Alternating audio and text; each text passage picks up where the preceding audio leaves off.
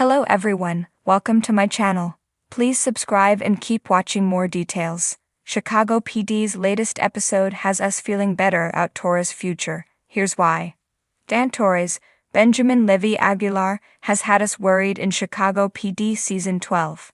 The character has been positioned as a core member of the IU, and yet, it seems like he's unable to string together more than a few weeks in a row where he's not contending with a personal crisis. Torres is the least consistent EU member in terms of presence. He missed 2 episodes in a row recently, and his romantic involvement with an informant in Season 11 has played a large role in the current blackmail situation that IU finds itself in with Chief Deputy Charlie Reed, Sean Hatosi. All this has largely been unremarked on, which made us worried about Torres' future. Demons, however, finally dealt with these character issues head-on. Torres did not start off the episode on a good foot. He showed up to work with his arm in a sling and an exhausted expression on his face. He disobeyed direct orders from Hank Voigt, Jason Begg, to not give chase to carjackers and wound up crashing his vehicle. Then Reed confronted Torres and demanded that follow his orders over Voigt's. It looked like things were heading toward a very bad conclusion for Torres, but he made the right decision. The troubled officer called Voigt up and came clean. He admitted that Reed approached him separately and explained why he had been acting so strange as of late.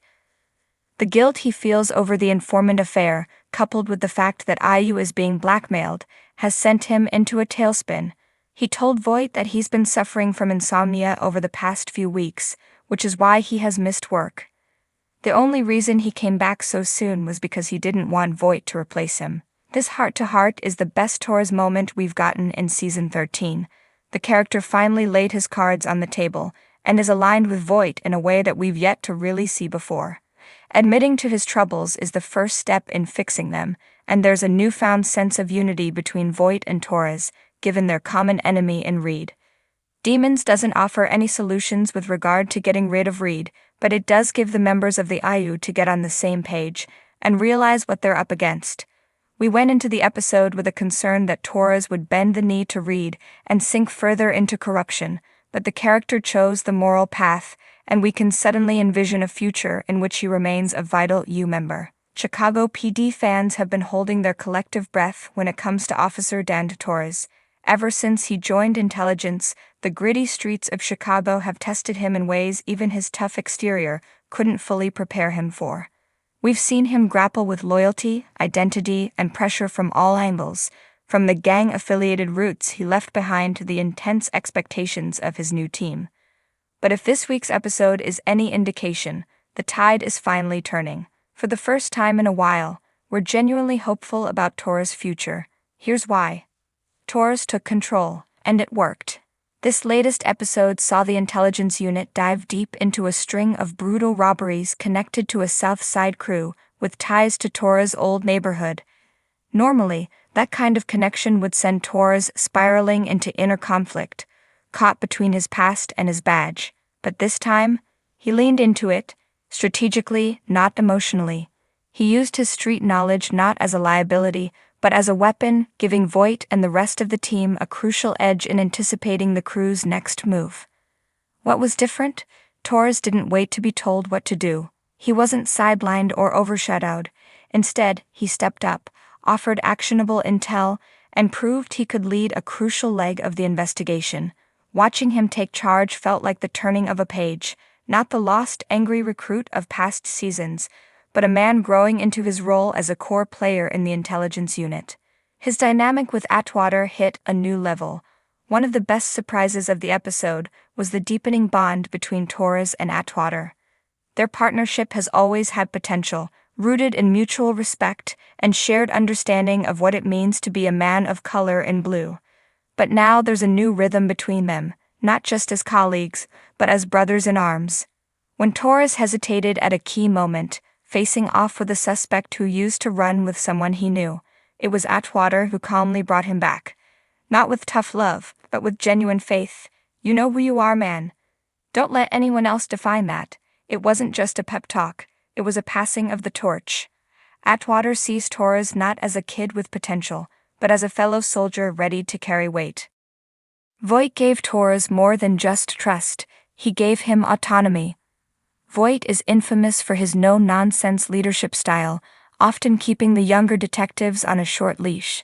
But this episode marked a shift. Voight didn't just let Torres work a lead, he told him to trust his gut. That's huge. Voight's faith in Torres isn't blind loyalty, it's earned. Over the past few seasons, we've seen Voight test him, doubt him, even push him to the edge. But now, we're seeing something new. Recognition. When Torres brought in a key piece of evidence, a burner phone linked to the crew, Voight didn't micromanage. He let Torres set up the sting. He let him call the shots in the field, and it paid off. That level of autonomy is something not even seasoned members like Ruzek or Upton got right away. The message is clear. Voight sees Torres as a future leader, not just another body in the van. He handled the moral gray with grace. Perhaps the most impressive moment of the episode was when Torres came face to face with a former friend turned suspect. In classic Chicago PD fashion, the situation was messy. The suspect was holding a woman hostage. The team was seconds from breaching, and Torres had to go in alone to negotiate. The emotional weight was heavy. The man on the other side of the door wasn't just a perp. He was a kid from Torres' block, someone who once looked up to him. In the past, Torres might have let his emotions take the wheel. We've seen it before. But this time, he stayed calm. He de-escalated the situation, got the woman out alive, and even convinced his old friend to surrender without bloodshed. That scene alone proved that Torres has grown beyond being just a brawler or a street-smart asset. He's becoming the kind of cop Chicago needs, one who knows when to show force and when to show mercy. He's not running from his past, he's redefining it. One of Torres' biggest internal struggles has been feeling like he has to completely cut ties with where he came from in order to survive in the force. But this episode flipped that script. Torres didn't deny his past. He used it to save lives. He didn't run from the old neighborhood. He went back, walked those streets, and showed everyone watching that you can rise above without turning your back on your roots. In one of the final scenes, he visits his mother. It's a quiet, heartfelt moment. She asks him if the job is changing him. He pauses, then says, "It's helping me figure out who I've always been." That line felt like a mission statement for his character moving forward. He's no longer split between two worlds. He's building a bridge between them. The bottom line. After watching this episode, it's clear that Torres isn't just surviving the chaos of intelligence, he's thriving in it. He's finding his voice, his strength, and most importantly, his purpose. He's earning trust from the team and learning to trust himself. He's not the new guy anymore, he's a cornerstone. If this is the direction the writers are taking him in, then we're all in.